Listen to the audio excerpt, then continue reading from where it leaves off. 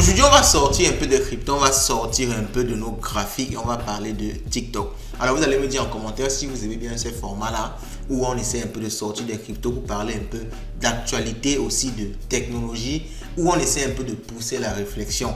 Parce que vous le savez également, l'actualité, la technologie a un lien énorme avec les marchés financiers et notamment les crypto-monnaies. Vous avez bien pu le voir avec le token de Trump. Vous avez bien pu le voir avec le token de Melania Trump parce que sa femme a également lancé un token.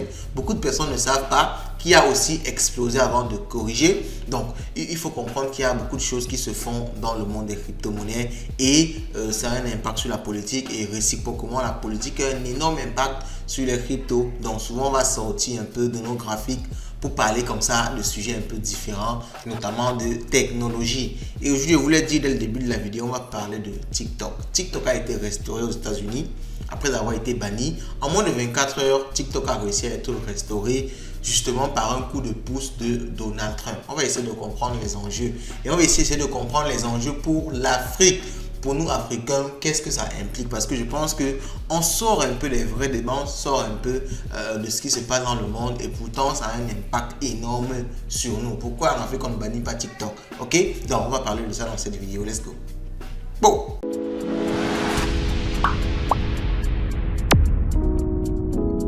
L'écran noir n'aura duré que quelques heures.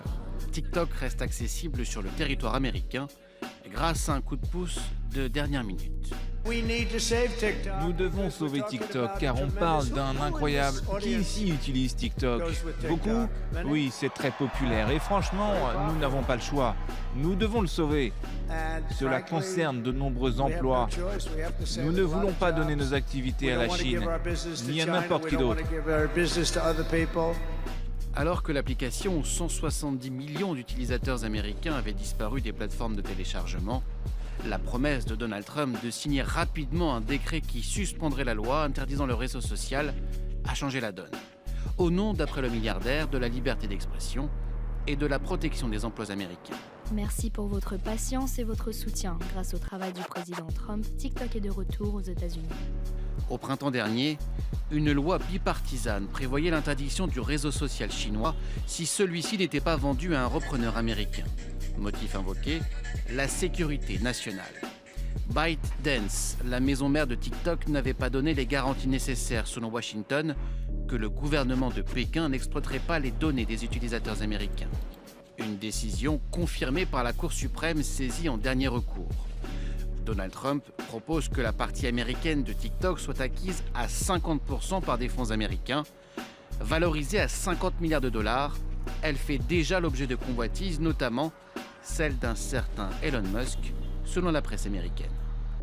Voilà, Ok, vous avez pu donc comprendre comment est-ce que TikTok a été banni. Enfin, ça part du fait que TikTok, du moins d'après les Américains, et ils le disent parce qu'eux-mêmes ils le font.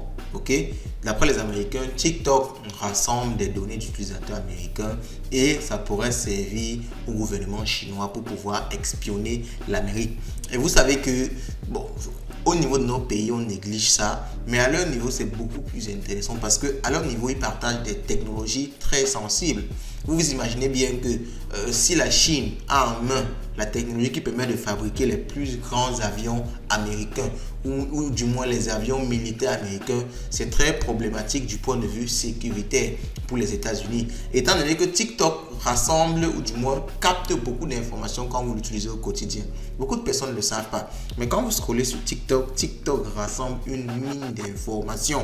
Ok, TikTok a votre nom, il connaît votre ami, vos amis, il connaît votre numéro de téléphone, votre mail, il connaît votre localisation. Ok, est-ce que ça vous est jamais arrivé de croiser quelqu'un en route? Vous marchez comme ça, vous croisez quelqu'un en route et le soir, vous tombez sur un TikTok de cette personne-là. Donc, TikTok a des algorithmes tellement avancés et on va dire rassemble tellement de données que TikTok, si TikTok partage ces informations au gouvernement chinois, on va dire que le gouvernement chinois aura une supériorité énorme au niveau du renseignement et ils pourront quasiment faire tout. S'ils veulent peut-être organiser une attaque pour tuer, je ne sais pas moi, un secrétaire d'État et même un président, ils seront en mesure de le faire. Vous savez que à ce niveau-là, ça ne joue pas les gars. Si les États-Unis entrent en guerre avec la Chine et que la Chine a des informations aussi stratégiques sur la population, et qui dit population dit également le gouvernement américain, parce que tout le monde utilise TikTok. Vous avez pu le voir dans ce reportage-là, même le président Trump utilise TikTok. Donc on peut avoir sa localisation, on peut avoir des tas d'informations que TikTok amasse, ok? Donc entre guillemets, c'est de bonne guerre de demander à TikTok soit d'être revendu à une entreprise américaine, soit d'être tout simplement banni, ok? Mais il faut aussi comprendre que les États-Unis appliquent, on va dire, une certaine force pour garantir leur hégémonie, parce que même à leur niveau, ils font la même chose. Imaginez-vous bien que Facebook, Instagram, YouTube, ils font pareil, ils récoltent aussi tellement d'informations, mais à eux on n'impose pas ça. Mais il faut aussi le dire quand même, parce que je viens de dire une bêtise.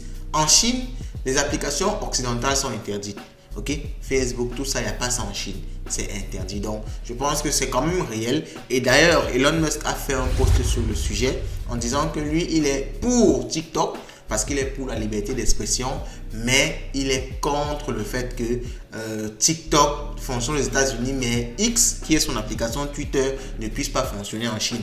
C'est vrai quand même que c'est de bonne guerre.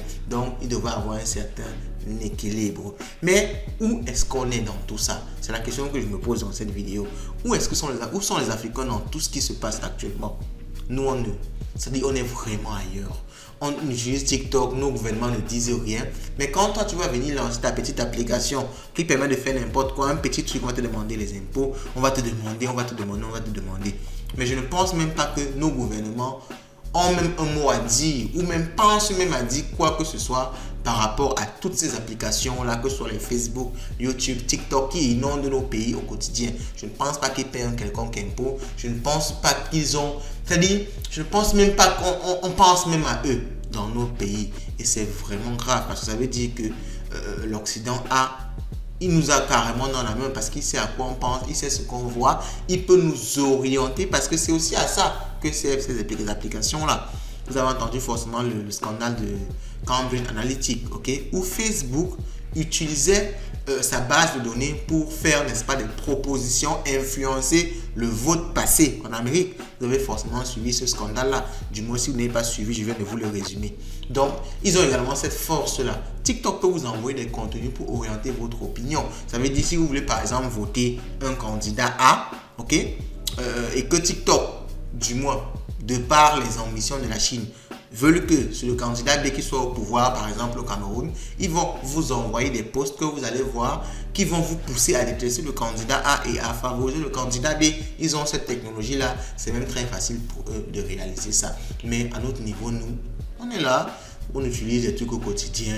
Je crois qu'on ne développe pas l'intelligence derrière pour analyser ce genre de choses-là. On néglige ça, pensant que c'est rien du tout. Pourtant, ça a un impact énorme. Je viens juste de vous prendre l'exemple avec les élections, mais ça peut se refléter sur tellement de domaines. Comment est-ce qu'on peut être compétitif? Comment est-ce qu'on peut développer des choses si d'autres personnes peuvent en un coup voir ce qu'on fait, découvrir ce qu'on fait, contrecarrer nos plans aussi facilement. Et nous-mêmes, on n'a pas de géant qu'on veut promouvoir. Parce que les États-Unis, lorsqu'ils bloquent TikTok, c'est parce qu'ils veulent promouvoir Facebook, YouTube, et ainsi de suite.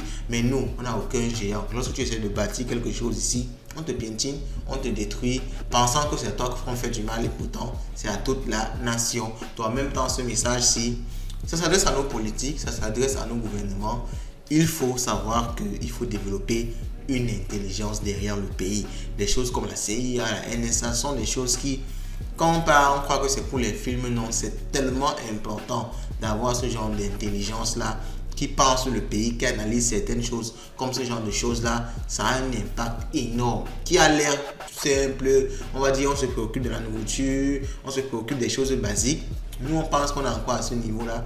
Pourtant, ça a vraiment un impact énorme. Ok, donc dites-moi ce que vous pensez de tout ça en commentaire et du fait également que Trump ait restauré TikTok. Dites-moi tout ça en commentaire et on se dit à la prochaine. Ciao.